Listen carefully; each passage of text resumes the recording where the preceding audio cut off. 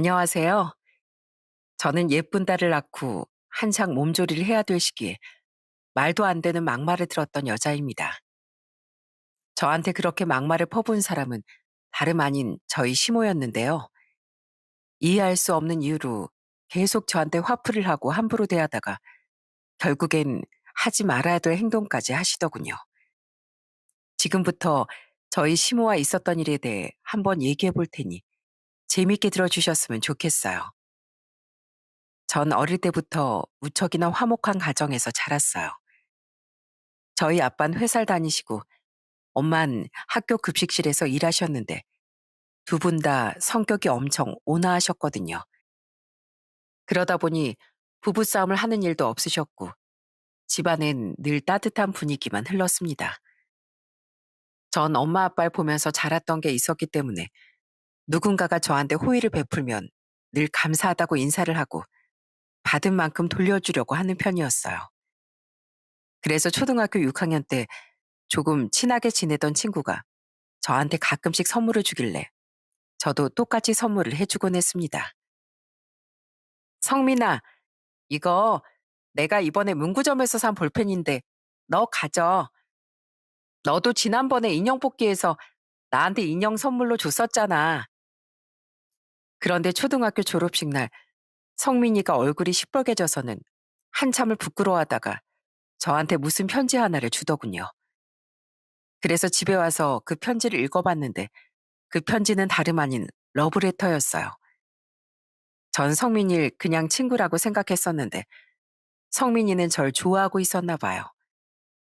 하지만 전 이제 중학교에 들어가는 나이에 벌써 남자친구를 사귀고 싶진 않았습니다. 그래서 다시 성민이를 만나 정중하게 거절을 했어요. 성민아, 난 아직까지 우리가 이성교제보단 공부에 더 신경 써야 되는 아이라고 생각해. 그래서 미안하지만 네 마음을 받아줄 수는 없을 것 같아. 하지만 네가 싫어서 그런 건 절대 아니니까 오해하지 마. 넌 여전히 내 친구니까 앞으로도 예전처럼 친하게 지내자. 알았지? 제가 그렇게 얘기하자 성민이는 아쉬워하면서도 알겠다고 납득을 하더군요. 그 후 중학교에 들어가고 나니 다른 학교에 다니는 성민이와는 자연스레 멀어지게 되었어요. 그래서 저도 그때 일은 그냥 하나의 해프닝으로 생각하고 공부만 열심히 했습니다. 그렇게 시간이 흘러 대학에 들어간 전 공무원이 되고 싶다는 꿈을 가지게 되었어요. 안정적인 직장이기도 하고 나중에 결혼하고 애를 키우게 되었을 때 일반 사기업보단 복지가 좋을 것 같았거든요. 그래서 열심히 공부한 끝에 공무원에 합격하게 되었고 주민센터에서 근무를 시작하게 되었습니다. 제 여동생은 일반 회사에 다녔는데 공무원인 절 되게 부러워하더라고요. 언니, 내가 아무리 생각해도 공무원이 최고인 것 같아. 난 회사에서 밥 먹듯이 야근을 하는데 야근 수당도 못 받고 연차 한 번 쓸 때도 얼마나 눈치 보이는 줄 알아? 아무리 법에서 정하면 뭐해. 회사에서 그걸 안 지키는데. 요즘에야 좀 덜하지만 그때까지만 해도 복지가 엉망인 회사가 많았어요. 제 동생뿐만 아니라 주변 친구들 얘기를 들어봐도 그렇더라고요. 그래서 전 공무원이라는 제 직업에 만족하면서 정말 열심히 일을 했습니다. 월급은 많지 않았지만 그래도 주민분들의 민원을 처리해드리는 일에 자부심이 있었거든요. 그렇게 지내다가 제 동생이 20대 후반에 저희 집에서 좀 먼 지방 쪽으로 시집을 가게 되었어요. 제부와 장거리 커플이었다가 결혼하면서 제부가 사는 쪽으로 신혼집을 얻게 되었거든요. 전 동생이 제부와 알콩달콩 잘 지내는 모습이 너무 보기 좋다고 생각했어요. 하지만 역시 결혼이라는 게 둘만 좋다고 되는 게 아닌가 보더군요. 제 동생이 결혼 1년 만에 아들을 낳았는데 사돈 어른이 제 동생의 산후조리를 해주시겠다고 하셨나 봐요. 산후조리원도 갈 필요 없이 본인이 엄청 잘해준다고 하셔서 믿고 맡겼는데 산후조리는커녕 제 동생을 더 힘들게 하셨나 보더라고요. 하루는 제 동생이 사돈 어른 외출하고 안 계실 때 저희 엄마한테 전화를 해서 하소연을 하는 거예요. "엄마, 나 진짜 너무 힘들어요.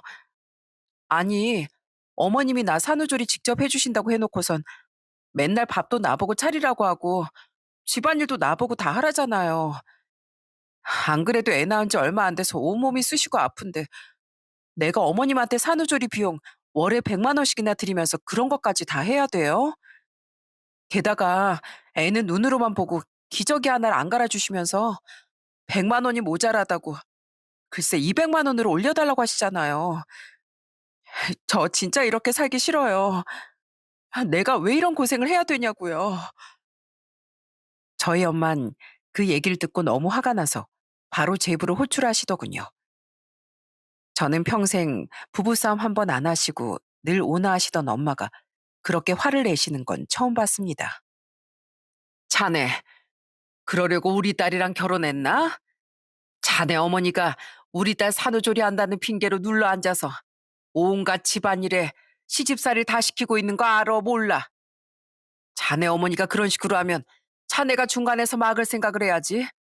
어떻게 그걸 가만히 눈 뜨고 보고 있어? 어머님, 정말 죄송합니다. 저희 어머니가 제 앞에서 와이프한테 잘해주시길래 저 없을 때 그러시는 줄은 정말 몰랐어요. 제가 다시는 그런 일 발생하지 않게 저희 어머니한테 잘 말씀드릴게요.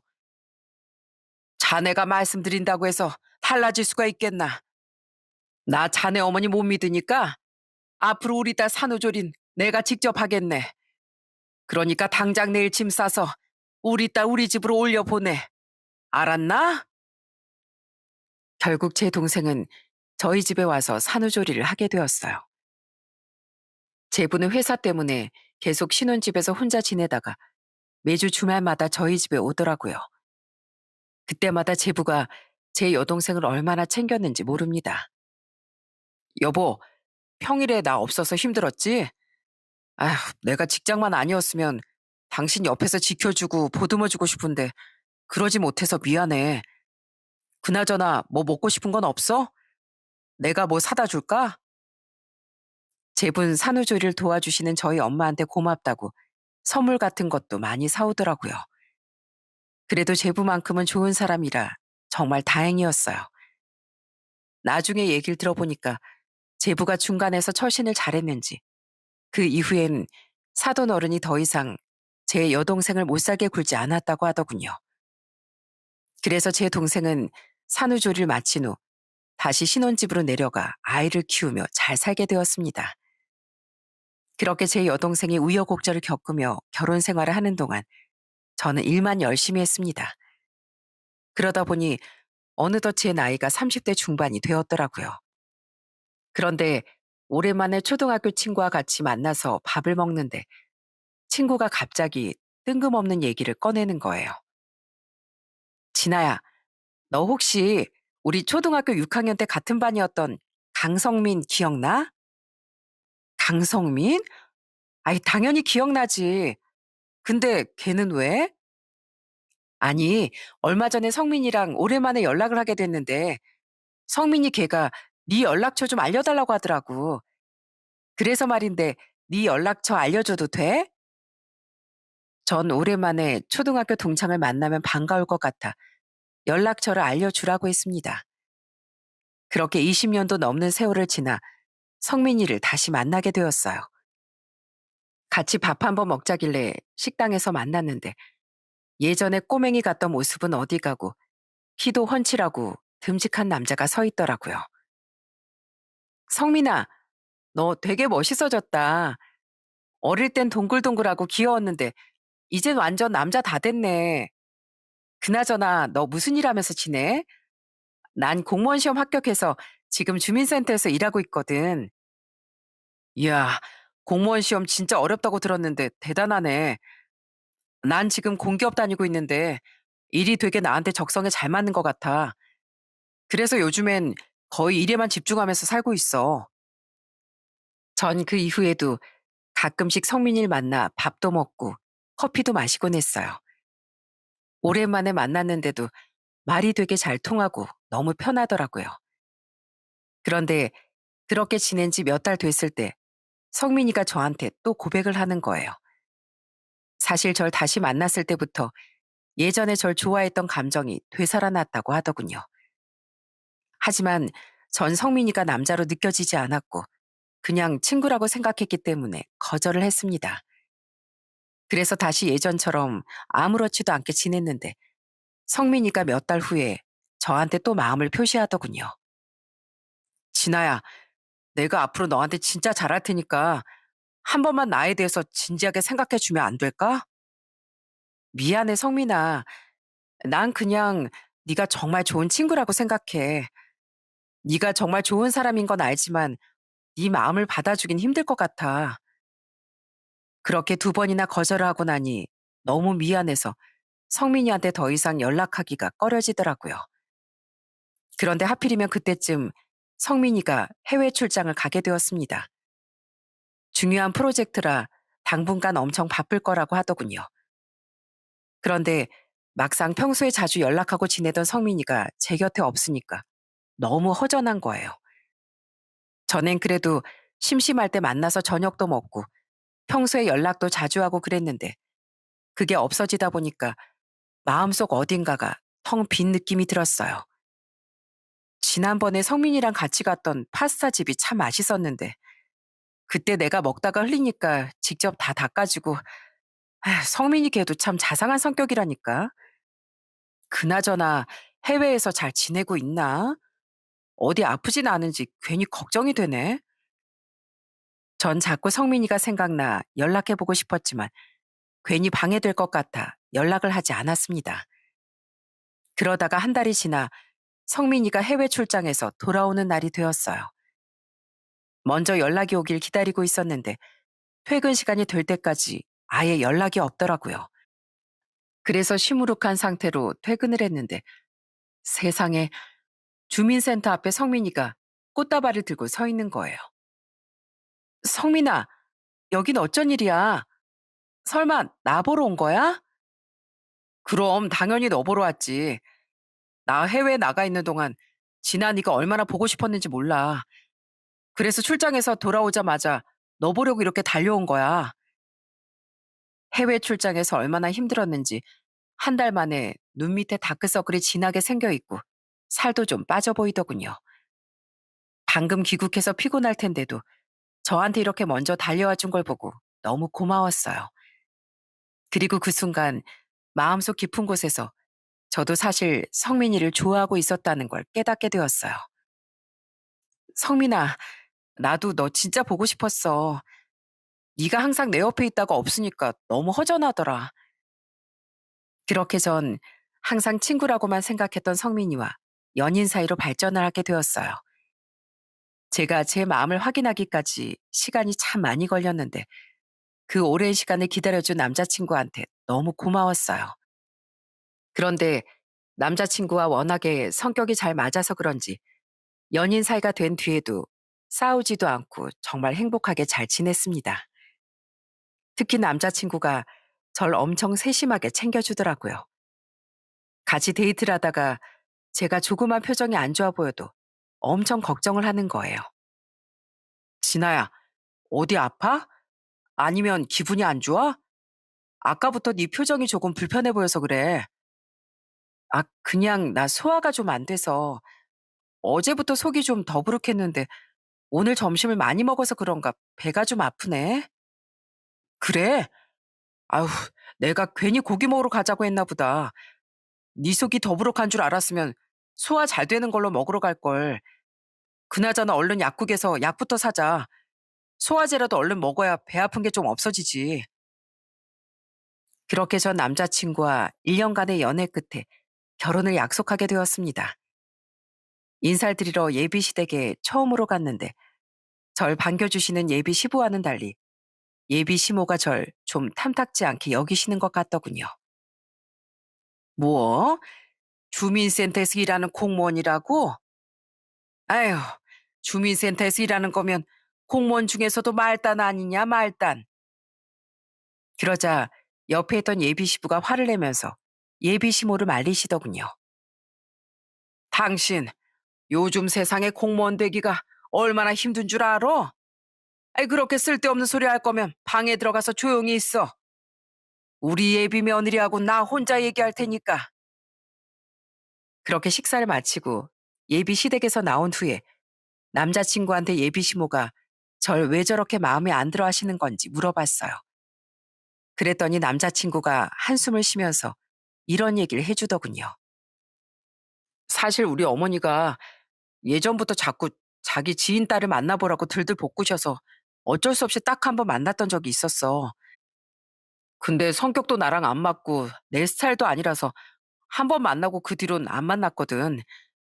그런데 그 여자가 대기업도 아니고 집안도 빵빵하니까 며느리로 삼고 싶으셨는지 나보고 자꾸 더 만나라고 재촉을 하시더라고. 근데 결국엔 내가 그 여자를 안 만나고 너랑 결혼한다고 하니까 심통나서 그러시는 거야. 아휴, 근데 결혼은 내가 하고 싶은 사람이랑 하는 거지. 어머니가 정해준 사람이랑 하는 건 아니잖아. 아무리 우리 어머니가 그러셔도 나한텐 지나 너밖에 없으니까 우리 어머니가 하시는 말씀은 너무 신경 쓰지 마. 전 그런 사연이 있었구나 하고선 고개를 끄덕였습니다. 그래도 앞으로 둘이서 잘 사는 모습을 보여드리면 예비 시모도 절 받아주실 거라고 생각했어요. 그렇게 전 저희 집에도 결혼 허락을 받고 남자친구와 결혼을 하게 되었습니다. 남편은 워낙 성격이 자상해서 그런지 저희 가족들한테도 엄청 잘하더라고요. 본인이 회를 안 좋아하는데도 저희 아빠가 회를 좋아하시니까 횟집에 자주 모시고 가는 거예요. 그런데 자네 회 못 먹는다고 하지 않았나? 맨날 내가 좋아하는 음식만 사주지 말고 자네가 좋아하는 음식도 먹지 그래? 아버님, 횟집에 회만 있는 건 아니지 않습니까? 저 매운탕만 있으면 밥 두 공기도 뚝딱입니다.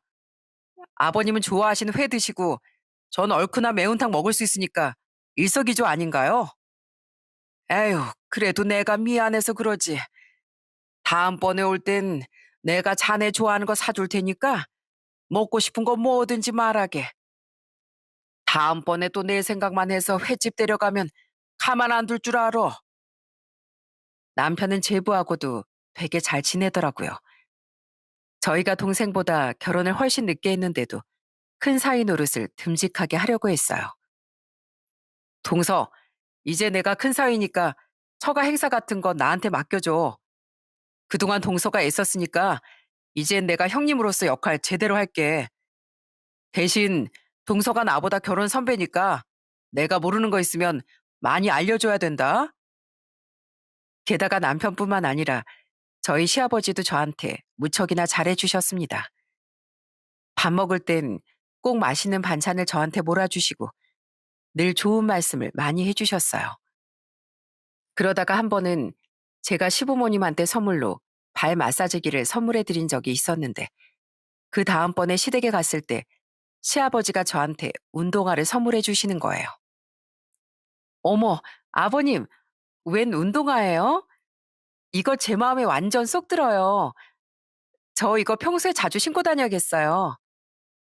우리 새아가 마음에 든다니 정말 다행이로구나. 네가 지난번에 우리한테 발 마사지기 선물해줘서 고마운 마음에 내가 백화점에 가서 한번 사봤다. 며느리가 시부모 생각해서 그런 좋은 선물도 사왔는데 내가 시아버지로서 가만히 받기만 할 수는 없지. 그렇게 전 자상하신 시아버지 덕에 결혼 생활이 더 행복할 수 있었어요. 그런데 문제는 시모였습니다. 한 번은 퇴근하고 집에 온 남편이 시모와 통화를 하더니 표정이 너무 안 좋은 거예요. 제가 왜 그러냐고 물어보니까 저한테 이런 얘기를 하더라고요. 아휴, 내가 진짜 우리 어머니 때문에 못 살겠어. 사실 내가 결혼하기 전에 가족들한테 이것저것 진짜 많이 해줬거든.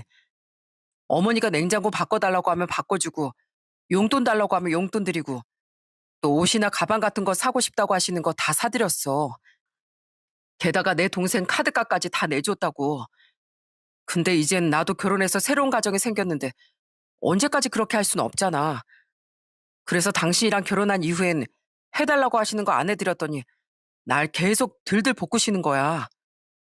뭐? 어머님이 당신을 어떻게 들들 볶으시는데? 아니, 아니 오늘도 낮에 일하고 있는데 글쎄 어머니가 백화점에서 쇼핑하게 돈을 붙여달라고 하시는 거야. 그래서 안 붙여드렸더니 퇴근할 때까지 나한테 수십 통을 전화하시는 거 있지? 그래서 방금 전에 제발 그러지 좀 마시라고 전화로 말씀드린 거야. 여태까지 내가 그만큼 해드렸으면 이제 포기하실 때도 됐는데 도대체 언제까지 저러시려나 몰라. 그런데 남편이 결혼 후에 시댁에 해주던 걸 끊고 나니까 그 불똥이 저한테 튀기 시작하더라고요. 하루는 시모가 저한테 전화해서는 다짜고짜 화를 내기 시작하는 거예요. 얘, 네가 우리 아들 돈 못 쓰게 막고 있는 거지? 너 때문에 내가 우리 아들이랑 사이가 멀어졌잖아. 아휴, 그래서 너 말고 돈 잘 버는 그 아가씨랑 결혼시켰어야 하는데 그 아가씨가 우리 아들 마음에 들어 했었는데 괜히 네가 끼어드는 바람에 다 망쳐버린 거잖아. 어머님, 왜 저한테 화를 내고 그러세요? 저 그이한테 돈 쓰지 말라고 얘기한 적도 없고요. 그이가 그 여자랑 만나는데 제가 회방 놓은 것도 아니에요. 그러니까 저한테 이러지 마시고 그이한테 불만이 있으시면 그이랑 직접 대화하세요. 그런데 문제는 시누이도 시모의 성격을 빼다 닮았다는 겁니다. 하루는 시댁에 갔는데 갑자기 시누이가 저희 남편한테 애교를 부리면서 이러더라고요. 오빠, 내가 오빠한테 선물 하나 줄 거 있거든? 방에 가서 얼른 가져올 테니까 눈 감고 손 내밀고 있어봐. 그런데 잠시 후 시누이가 선물이라고 가져온 건 정말 어이없는 물건이었습니다. 그건 바로 시누이의 카드 명세서였거든요. 저희 남편이 이걸 왜 주냐고 물어보니까 뻔뻔한 얼굴로 이러더라고요. 왜 주긴 오빠한테 내 카드값 대신 내줄 수 있는 기회를 선사하려고 준 거지. 뭐? 카드값을 내달라고? 야, 넌 돈도 제대로 안 버는 애가 무슨 카드를 이렇게 많이 써? 회사 겨우 몇 달 다니다가 그만두고선 백수로 지내고 있으면 돈을 더 아껴 쓸 생각을 해야지. 나, 네 카드값 한 푼도 못 내주니까 아르바이트를 하던지 아니면 다른 회사 취직해서 돈 벌어서 낼 생각해. 알았어? 아, 진짜 치사해서 정말. 그거 한번 내주면 어디 덧나냐? 혼자 돈 잘 번다고 엄청 유세 떠네. 그러다가 한 번은 명절 때 시댁에 갔는데 제가 음식하는 걸 옆에서 도왔더니 시모가 또 다 들리게 궁시렁거리는 거예요. 아휴, 내가 그 아가씨를 며느리로 얻었으면 이렇게 몸으로만 때울 게 아니라 나한테 고생한다고 크게 돈이라도 쌌을 텐데. 하필이면 겨우 주민센터나 다니는 며느리가 들어오는 바람에 도대체 이게 뭐야? 그러자 저희 시아버지가 그 얘기를 듣고선 또 크게 화를 내시더군요. 당신, 제발 그 입 좀 조심하라고 했지? 며느리가 명절 때 와서 음식하는 거 도와주면 고맙다고 생각을 해야지. 어디서 궁시렁거리면서 불평을 하고 있어? 참나. 아이 그냥 혼자 말한 건데 예민하게 왜 그래? 그리고 솔직히 내가 뭐 틀린 말 했수? 아, 우리 아들이 인기가 없는 것도 아니고 그 아가씨처럼 더 좋은 여자 만날 수 있었는데 수준에 안 맞는 며느리 데리고 온 건 사실이잖아. 그러자 옆에 있던 시누이도 맞장구 치면서 빈정거리더군요. 맞아. 우리 오빠 인기 진짜 많았는데 대학교 때도 오빠 쫓아다니는 여자들 많았잖아요. 그중에 명문대생도 있었으니까 그때 그런 여자 한 명 잡았으면 지금쯤 엄마가 더 호강하면서 살았을걸요. 시아버지가 시누이한테도 야단을 쳤지만 둘 다 입만 삐죽 내밀고 사과는 안 하더군요.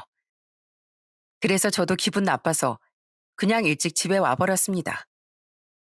그래도 저희 남편이랑 시아버지가 저한테 너무 잘해주셔서 그나마 참을 수 있었어요. 그렇게 전 남편과 결혼 생활을 하다가 8개월 만에 임신을 하게 되었습니다. 남편이랑 저희 친정 식구들 모두 얼마나 기뻐했는지 몰라요. 저희 시아버지도 제가 임신했다는 소식에 아기 옷까지 사와서 축하를 해주시더라고요. 새아가, 네가 우리 집에 며느리로 들어와서 예쁜 손주까지 가졌다고 하니까 내가 얼마나 고마운지 모른다. 내가 네 뱃속에 있는 손주가 아들인지 딸인지 아직 몰라서 옷도 두 가지로 다 사와봤다. 나중에 우리 손주 태어나면 예쁘게 입히렴. 그런데 시아버지와 같이 온 시모는 또 혼자서 궁시렁거리기 시작하는 거예요. 아유, 요즘 아기 옷은 왜 이렇게 비싼지 몰라. 어차피 애들은 쑥쑥 커서 얼마 입히지도 못하는데 대충 아는 사람한테 물려 입히면 될걸. 왜 비싼 돈 주고 백화점에 가서 사냔 말이야. 아유, 그놈의 주둥인 가만히 있으면 안 되는 병이라도 걸렸나 보지. 며느리가 임신을 했으면 좋은 마음으로 축하를 해줘야지. 시엠이라는 사람이 그렇게 심보가 못 돼가지고 어디다 써. 결국 시모는 그날도 시아버지한테 크게 꾸중을 듣고 말았어요. 저 역시도 손주한테 사주는 옷까지 아까워하시는 걸 보고 많이 섭섭하더군요. 그런데 시모는 저한테 들어가는 모든 돈이 다 아깝게 느껴졌나 봐요.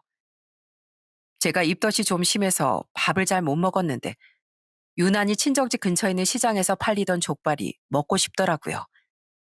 그래서 주말에 남편이 거기까지 차를 타고 가서 족발을 사다 줬어요. 그래서 남편과 같이 맛있게 먹고 있었는데 마침 시모가 저희 남편한테 전화를 했습니다. 성민아, 너 지금 뭐하니? 혹시 아직 점심 안 먹었으면 우리 집에 와서 먹어라. 아, 저 지금 점심 먹고 있어요. 와이프가 입덧이 엄청 심한데 저희 처갓집 근처 시장에서 파는 족발만 입에 들어간다고 해서 방금 사왔거든요. 며칠 동안 제대로 못 먹어서 속상했는데 이거라도 잘 먹으니 얼마나 다행인지 몰라요. 뭐? 너네 처갓집 근처까지 가서 족발을 사와? 아니, 거기까지 가려면 차 타고 1시간은 가야 되는데 뭐하러 거기까지 가서 족발을 사다 주니? 그럴 시간 있으면 차라리 나한테나 좀 맛있는 걸 사봐라. 나도 먹고 싶은 거 많으니까 당장 가서 사다 달라고. 옆에서 그 통화 내용을 듣는데 너무 유치하고 어이가 없더라고요. 아무리 질투할 게 없어도 그렇지 어떻게 임신한 며느리를 질투할 수가 있나요? 그런데 시모의 만행은 거기서 끝나지 않았습니다. 제 배가 점점 불러오다 보니까 인부복을 입을 수밖에 없었는데 하루는 제가 인부복을 입고 시댁에 갔더니 시모가 그걸 보고 또 뭐라고 하는 거예요. 뭐야, 너 임신했다고 옷까지 새로 사 입는 거니? 아유, 이 임신을 무슨 평생 하는 것도 아니고 몇 달만 고생하면 되는데 뭐하러 돈 주고 옷을 사 입어? 너 그 쓸데없는 데 돈 쓰지 말고 내가 옷 줄 테니까 그냥 그거나 입어라. 어차피 내가 너보다 허리가 크니까 내 옷 입으면 너한테 딱 맞을 거다. 시몬 그렇게 얘기하더니 방에 들어가 본인이 입던 옷을 저한테 진짜 주시더군요. 그런데 옷이 어찌나 낡았는지 어깬 뜯어져 있고 원단이 다 해져 있는 거예요. 게다가 이상하게 쿰쿰한 냄새도 나더라고요. 그래서 제가 곤란해하고 있는데 시아버지가 그걸 보시더니 갑자기 시모한테 화를 내시더군요. 뭐야? 아니, 당신 지금 그걸 우리 며느리한테 입으라고 준 거야? 당신 저거 낡았다고 걸레로 쓴 옷이잖아. 어떻게 청소할 때 쓰는 걸레를 며느리한테 입으라고 줄 수가 있어? 그러자 저희 남편도 엄청 황당해하면서 화를 내더군요. 어머니, 진짜 너무하시는 거 아니에요? 어떻게 줄 게 없어서 걸레를 입으라고 줘요? 이런 거 필요 없으니까 도로 가져가세요. 저희 와이프 인부복은 제가 알아서 좋은 걸로 사줄 테니까 자꾸 그런 걸로 심통 부리지 마시라고요. 하도 시모가 못 살게 구니까 스트레스 때문에 태교에 안 좋을 것 같아 그 이후론 시댁에 잘 안 갔습니다. 그런데 시모가 조용하니까 이젠 시누이가 말썽이더라고요. 저희 남편한테 전화해선 자기 소개팅 나간다고 옷 한 벌을 위아래로 쫙 맞춰달라고 했다는 거예요. 그래도 저희 남편이 시누이한테 얼마나 화를 냈는지 모릅니다. 야, 넌 지금 남자를 만날 때가 아니라 직장을 구해야 할 때야. 너도 이제 나이가 30대 초반인데 언제까지 그렇게 한심하게 살 거야? 아휴, 예전에 사달라는 거 다 사다 줬으면서 오빠 왜 결혼하고 변한 거야? 그러면서 새언니가 사달라는 옷은 다 사주지? 하여튼 새언니한테 미쳐가지고선 제정신이 아니라니까. 전 시모와 시누이가 왜 저러는 건지 도저히 이해를 할 수 없더군요. 저희 남편이 결혼 전에 그렇게 해달라는 거 다 해주고 잘해줬으면 고맙다고 생각을 해야지. 어떻게 평생 얻어먹을 생각만 할 수가 있나요? 맨날 받을 생각만 하는 시모와 시누이 때문에 저희 남편이 결혼 전에 참 고생 많이 했겠다 하는 생각을 했습니다. 그렇게 전 임신 기간을 무사히 잘 보내고 예쁜 딸을 낳게 되었어요. 남편이 미리 산후조리원을 끊어줘서 산후조리원에 입소하게 되었습니다. 2주에 340만 원이라 큰 돈이었지만 남편이 꼭 가라고 해서 가게 되었어요. 그런데 제가 산후조리원에 들어가 보니까 요즘에 왜 산후조리원이 필수라고 말하는지 알겠더라고요. 일단 애를 낳은 지 얼마 안 돼 제 몸이 멀쩡하지 않은 상태인데 신생아를 병원에서 저 대신에 케어해 주니까 너무 편하더군요. 게다가 모유수유나 아기 목욕, 이유식 만드는 법 같은 것도 전문적으로 교육을 다 해줬어요. 게다가 안 그래도 삭신이 다 쑤시는데 산후 요가를 통해 몸도 풀어주고 전몸살로 힘들었는데 가슴 마사지도 해줘서 정말 좋았습니다. 물론 밥도 영양가 있게 골고루 챙겨주니까 그것도 좋았고요. 만약에 이런 거 없이 애 낳자마자 바로 저 혼자 집에서 애를 봤으면 정말 힘들었을 겁니다. 그런데 제가 산후조리원에 입소한 지 일주일쯤 되었을 때 시모한테서 갑자기 전화가 오더군요. 예, 내가 우리 아들한테 네 산후조리원 비용은 뭘로 결제했냐고 물어보니까 우리 아들이 뭐라는 줄 아니? 자기가 가장이니까 당연히 자기 카드로 결제하는 거 아니냐고 그러더라. 세상에 도대체 당연한 게 어디 있니? 한두 푼도 아니고 어떻게 그렇게 큰 돈을 우리 아들 카드로 결제를 할 수가 있어? 어머님, 이젠 제 산후조리원 비용까지 저한테 따지시는 거예요? 그이가 저 고생할까 봐 결제해 준 건데 왜 저한테 뭐라고 하세요? 그게 그렇게 억울하시면 저한테 말씀하시지 마시고 그이한테 가서 따지세요. 전 그렇게 말하고선 전화를 확 끊어버렸어요. 세상에 며느리가 손줄 낳았는데 고생했다는 말 한마디도 없이 산후조리원 비용이나 따지고 있는 게 말이나 되나요? 정말 시모 머릿속엔 돈밖에 안 들어있나 하는 생각밖에 안 들더라고요. 그렇게 전 산후조리원에서 2주 동안 있다가 퇴소를 하게 되었어요. 저희 친정엄마가 동생 때 대인계 있다 보니 제 산후조리는 무조건 직접 해주시겠다고 저희 집으로 오셨어요. 미역국도 끓여주시고 애도 정말 잘 봐주시더라고요. 진아야, 원래 여자한텐 산후조리가 엄청 중요한 거 알지? 이 시기에 몸 관리 제대로 못하면 나이 들어서 여기 쑤시고 저기 쑤시고 완전히 골병 드는 거야. 그러니까 이 엄마만 믿고 넌 푹 쉴 생각만 하렴.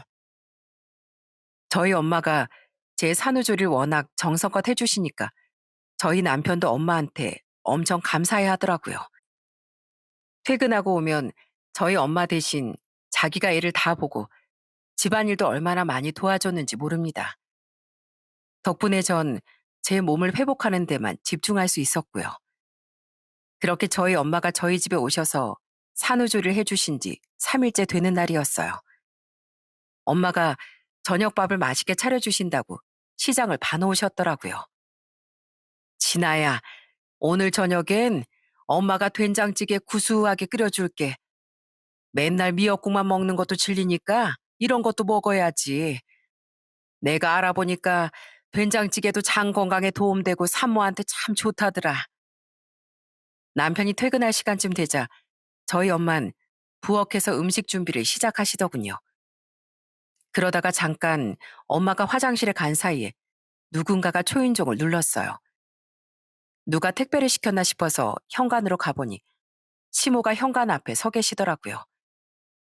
연락도 없이 오셨길래 놀라긴 했지만 그래도 현관문을 열고 반갑게 맞이해드렸습니다. 어머님 오셨어요? 갑자기 연락도 없이 무슨 일이세요? 그런데 그때 갑자기 시모가 저한테 삿대질을 하면서 막말을 하기 시작하는 거예요. 야, 너 언제까지 우리 아들 등골 빨아먹으면서 살 거야? 주민센터에서 일하는 천한 것 주제에 감히 내 아들 돈으로 호의호식을 해? 내가 너 같은 애한테 우리 아들 돈 다 퍼주려고 우리 아들을 그렇게 열심히 키웠는 줄 알아? 네가 뭔데 감히 내 아들을 뺏어가고 우리 아들 돈을 다 독차지하냐고? 네? 갑자기 와서 그게 무슨 말씀이세요? 제가 언제 그이 등골을 빨아먹고 호의호식을 했다고 그러시는 건데요. 그럼 호의호식이지 아니니? 세상에 우리 아들 돈으로 먹고 싶은 거 사 먹고 옷까지 사 입는 데다 340만 원이나 되는 산후조리원 비용까지 다 우리 아들 카드로 결제했잖아. 우리 아들이 너랑 결혼하기 전엔 그 돈을 다 나한테 썼어. 근데 너랑 결혼하고 나서 나한테는 아무것도 안 해주고 너한테만 다 쏟아붓고 있잖아. 네가 우리 아들 돈 다 뺏어가려고 꼬셨지? 그러니까 우리 아들이 저렇게 변한 거 아니야? 도대체 그게 무슨 말씀이세요? 제가 언제 어머님 아들을 꼬셨다는 거예요? 오히려 저 좋다고 먼저 따라다닌 건 그이거든요?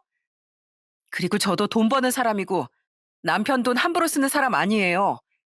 그러니까 제발 저한테 그런 말도 안 되는 소리 좀 하지 마세요. 뭐? 말도 안 되는 소리 하지 말라고? 너 지금 시애미한테 못하는 말이 없구나? 우리 아들이랑 수준도 안 맞는 거 며느리로 받아줬더니만 어디서 따박따박 말대꾸라고 있어?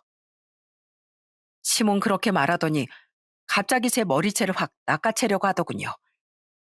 제가 놀라서 뒤로 피하던 그때 갑자기 누군가가 나타났어요. 화장실에 계신 줄 알았던 저희 엄마가 부엌에서 대파를 들고 나타나선 시모한테 대파를 확 던져버리시더군요. 이 여편 내가 지금 남의 딸한테 뭐 하는 짓이야? 당장 우리 딸한테서 안 떨어져? 뭐야, 지금 이 대파 가지고 나 쳤어요? 그래, 쳤다. 어쩔래? 출산한 지 얼마 안 된 딸내미한테 시엠이라는 사람이 와가지고 막말을 퍼붓고 손찌검을 하려고 하는데 어떤 엄마가 가만히 있어? 그나저나 당신 나이 먹고 그렇게 사는 거 아니야. 내가 가만히 들어보니까 우리 사이가 우리 딸만 챙기는 게 질투나서 심통 부리는 것 같은데 어른이 돼서 그러면 안 되지.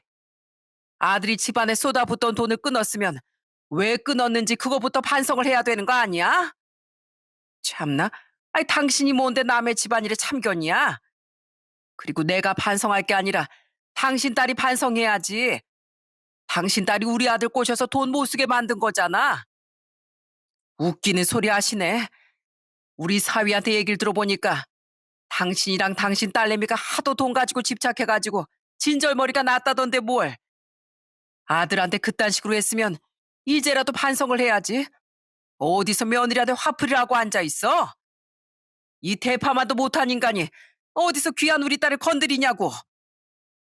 제 동생 때도 그랬지만 지금 이 순간에도 저희 엄마의 모습이 정말 무섭더군요. 역시 아무리 성격이 온화한 사람도 자식 일엔 참지 않게 된다는 걸 알게 되었습니다. 그런데 저희 엄만 화가 너무 많이 나셨는지 저희 남편한테 전화해서 이러시더군요. 자네, 지금 어디야? 퇴근하는 길이라고? 지금 자네 어머니 때문에 우리 집안 발칵 뒤집어졌으니까 얼른 집으로 들어오게. 30분 안에 빨리 집으로 들어오라고. 그렇게 잠시 후 집에 도착한 남편은 저희 엄마한테서 자초지종을 듣게 되었습니다. 그러자 남편도 얼굴이 시뻘겋게 달아올라선 시모한테 화를 내기 시작하더군요. 어머니, 도대체 왜 이러시는 거예요? 뭐가 그렇게 불만이시길래 이 사람을 그렇게 못 잡아먹어서 안달이시냐고요? 설마 어제 저한테 금목걸이 해달라고 하셨던 거 제가 못 해준다고 하니까 그러시는 거예요? 그래, 그것 때문에 그런다. 그러게 엄마가 금목걸이 좀 갖고 싶다고 하면 그냥 좀 사줄 것이지. 왜 핑계를 대면서 못 사준다고 그래? 네 마누라한텐 300만 원도 넘는 산후조리원 비용 끊어줬으면서 네 엄마한테 금목걸이 하나 사주는 건 그렇게 아깝디? 아니, 금목걸이랑 산후조리원이랑 같아요? 산후조리원은 이 사람 건강을 위해서 꼭 필요한 거지만 금목걸이는 꼭 필요한 물건이 아니잖아요. 어머님 며느리가 산후조리도 제대로 못해서 평생 골골댔으면 좋으시겠어요? 얼마나 절 돈으로만 보시길래 애 낳은 지 얼마 안 된 사람한테 그렇게 소리 지르고 함부로 하시냐고요? 그러다가 이 사람 몸 안 좋아지면 책임지실 거예요? 예? 책임지실 거냐고요? 남편은 그렇게 말하더니 제가 엄청 걱정됐는지 저한테 달려와 이러더군요. 여보, 많이 놀랐지? 그나저나 얼굴이 새하얗게 질렸는데 어디 아픈 거 아니야? 혹시 모르니까 얼른 나랑 병원 가자. 어? 얼른 병원 가자고. 그러자 시모가 기겁을 하면서 아주 바닥에 대자로 드러누워 버리더군요. 참나, 아들 힘들게 키워놨더니 지 마누라만 챙기네. 아휴, 불쌍한 내 팔자야. 아들 키워서 며느리한테 홀라당 뺏기고 이게 도대체 무슨 시세냐고. 어머니, 저 진짜 쪽팔려서 못 살겠으니까 당장 일어나세요. 저 이 사람 데리고 병원 가야 되니까 당장 일어나서 집으로 돌아가시라고요. 결국 시모는 저희 집에서 쫓겨났고 남편은 절 데리고 급하게 병원으로 갔습니다. 하지만 다행히 제 몸에 아무 이상도 없었어요. 그냥 시모 때문에 순간적으로 너무 스트레스를 많이 받아서 컨디션이 안 좋아졌나 봐요. 그렇게 집으로 돌아온 남편은 저와 엄마한테 사과를 하더라고요. 여보, 그리고 어머님, 저희 어머니 대신 제가 이렇게 사과드릴게요. 저희 어머니가 예전부터 돈만 밝히시긴 했지만 저희 집까지 찾아와서 이러실 줄은 몰랐어요. 저도 이번에 저희 어머니한테 너무 많이 실망해서 아마 당분간은 어머니랑 안 보고 지낼 것 같아요. 이 사람한테 사과하기 전까진 저도 어머니를 용서하지 않으려고요. 남편은 그 이후 시모한테 전화해서 앞으로 연락하지 않겠다고 통보를 했습니다. 저한테 진심으로 사과하기 전까진 아들도 없다고 생각하라면서요. 그런데 그 일이 있고 나서 며칠 뒤 저희 시아버지께서 저희 집에 찾아오셨습니다. 애미야, 정말 미안하구나. 네 시애미가 너한테 찾아가서 그렇게 깽판을 쳤다는 걸 듣고 내가 얼마나 화가 났는지 모른단다. 사실 네 시애미가 젊었을 때부터 워낙에 성격도 유별나고 사고도 많이 쳤었거든.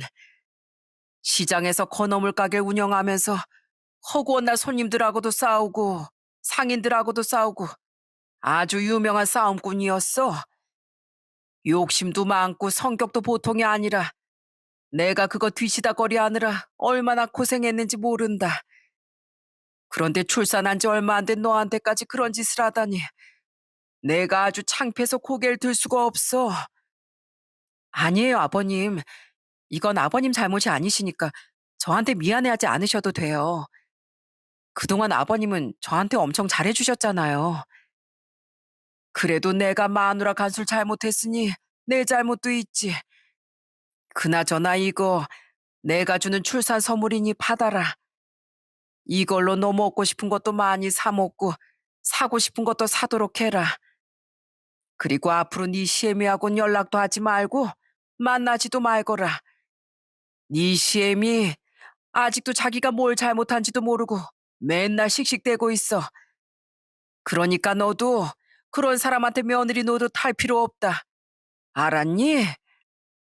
시아버진 저한테 출산 선물로 용돈도 주시고 좋은 말씀도 많이 해주셨어요. 전 그렇게 절 생각해 주시는 시아버지한테 너무 감사하더라고요. 그 후 전 시모랑은 아예 연락도 안 하고 남편과 엄마의 케어 속에 편하게 살았습니다. 제 여동생도 저를 엄청 챙겨주더라고요. 언니, 이거 우리 혜준이가 썼던 보행기인데 깨끗하니까 언니 써. 나중에 언니 애 낳으면 주려고 보관하고 있었거든. 그리고 이거 우리 혜준이 썼던 장난감들이야. 원래 애들은 이렇게 노래 나오는 장난감 좋아하거든. 저희 제부도 저 먹으라고 과일이랑 이것저것 맛있는 걸 많이 사왔더군요. 제부가 사온 것 중에선 정말 예쁘고 아기자기한 디저트도 있었어요. 어머, 이거 진짜 먹어도 되는 거 맞아요? 무슨 디저트가 이렇게 예쁘대요? 그거 저희 동네에 있는 유명한 카페에서 파는 디저트거든요. 제가 처형드리려고 일부러 그 카페 미리 예약해 놓고 오늘 찾아서 온 거예요. 제가 다음에 또 사다 드릴 테니까 아끼지 말고 맛있게 드세요. 그렇게 온 가족이 다 저를 물심양면으로 챙겨주더군요. 그런데 하루는 저희 아빠가 저희 남편한테 용돈을 두둑하게 챙겨주신 적이 있었어요. 자네, 이거 내가 주는 선물이니까 이 돈은 자네를 위해서 쓰게. 우리 딸이 애 낳은 지 얼마 안 돼서 온 가족이 다 우리 딸을 챙겨주고 있지만 자네를 챙겨주는 사람은 한 명도 없지 않은가. 원래 마누라가 애 낳으면 옆에 있는 남편도 도와주느라 힘든 거거든. 아유, 아버님, 저 이런 거 안 주셔도 되는데 10달 동안 뱃속에 우리 할인이 품고 있었던 것도 저희 와이프고 진통 겪으면서 할인이 나온 것도 저희 와이프잖아요. 그러니까 제가 남편으로서 잘하는 건 당연한 거죠. 그러자 저희 아빤 남편 보고 참 말도 듬직하게 한다면서 끝까지 그 용돈을 쥐어주시더군요. 저는 그 모습이 참 화목해 보여서 너무 좋았답니다. 그 후 시모가 끝까지 저한테 사과를 하지 않으시길래 전 시아버지만 따로 만나면서 지냈어요. 외식할 때도 시아버지만 모시고 하고 저희 딸도 시아버지만 보여드렸죠. 평소에 시아버지랑 영상통화를 할 때도 많았습니다. 아버님, 식사하셨어요? 저희는 방금 밥 먹었는데 아버님 식사하셨는지 궁금해서 전화해봤어요. 어, 나도 방금 먹었지. 그나저나 우리 할인인 잘 있니? 네가 나한테 영상통화를 많이 걸어줘서 거의 매일 할인이 얼굴을 보는데도 이상하게 뒤돌아서면 또 보고 싶더라고. 그러세요? 우리 할인이도 할아버지 보고 싶대요. 할인아, 할아버지야, 할아버지. 우리 할아버지한테 한번 방긋 웃어드릴까? 저희 딸이 말을 알아듣는 건지 순간 정말로 방긋 웃더라고요. 그 모습을 보고 저희 시아버지께서 껄껄 웃으시더군요. 그런데 그렇게 웃고 계시던 시아버지 옆쪽에 순간 어두운 그림자가 비쳤습니다. 자세히 보니까 화면 구석에서 시모가 제 쪽을 째려보고 계시더라고요. 어떻게 손주랑 영상통화를 하고 있는 와중에도 그 너머 있는 절 째려보실 수가 있는지 정말 기가 막혔습니다. 아마 아직도 절 아들을 뺏어간 못된 여자라고 생각하시나 봐요. 전 그렇게 계속 시모와 계속 안 보고 살고 있어요. 물론 시누이도 마찬가지죠. 저한테 막말하고 들들 볶는 사람이 없어지니까 전 오히려 너무 편하고 좋더라고요. 이제 좀 있으면 저희 딸이 둘인데 아직도 저희 시모는 저한테 사과할 생각이 없으신가 봐요. 시아버지한테 듣기론 아직도 제 욕을 그렇게 하신대요. 그깟 자존심이 뭐라고 아직까지 고집을 부리시는 건지 정말 이해할 수가 없더라고요. 제가 어디선가 들었던 명언이 하나 있는데요. 좋은 어른은 살면서 흘린 눈물을 바탕으로 타인의 눈물을 닦아주지만 나쁜 어른은 살면서 흘린 눈물을 바탕으로 타인의 눈물에서 피눈물을 뽑아낸다. 라는 말입니다. 물론 저희 시모가 남편을 키우면서 고생한 것도 있을 거고 힘든 점도 많았겠죠. 하지만 그때 힘들었다고 해서 본인이 키운 아들을 돈으로 생각하고 뽑아먹는 걸로도 모자라 며느리한테까지 상처를 주는 걸 보니 좋은 어른은 아닌 것 같아요. 그렇게 행동하지만 않으셨어도 자식과 며느리한테 존경받으며 행복하게 지내셨을 텐데 왜 스스로 가족한테 외면받는 길을 택하시는지 모르겠어요. 전 저희 시모가 우연이라도 이 사연을 듣게 된다면 꼭 본인의 행동을 되돌아보시고 반성하셨으면 좋겠어요. 나이 먹고 사람이 변하긴 힘들다고 하지만 그래도 아예 불가능하진 않을 테니까요. 만약에 시모가 변할 수만 있다면 저도 좋은 고부관계가 되어보도록 노력할 수 있을 것 같습니다. 물론 지금 시모의 모습을 봐선 가능성이 거의 없는 것 같긴 하지만은요. 전 앞으로 절 아껴주는 남편과 함께 예쁜 저희 딸의 사랑으로 키울 생각입니다. 제 사연을 듣고 계시는 시청자분들께서도 항상 가족들과 웃음이 가득한 시간 보내셨으면 좋겠어요. 그럼 전 이만 제 사연을 여기서 끝내도록 하겠습니다. 끝까지 들어주셔서 정말 감사합니다.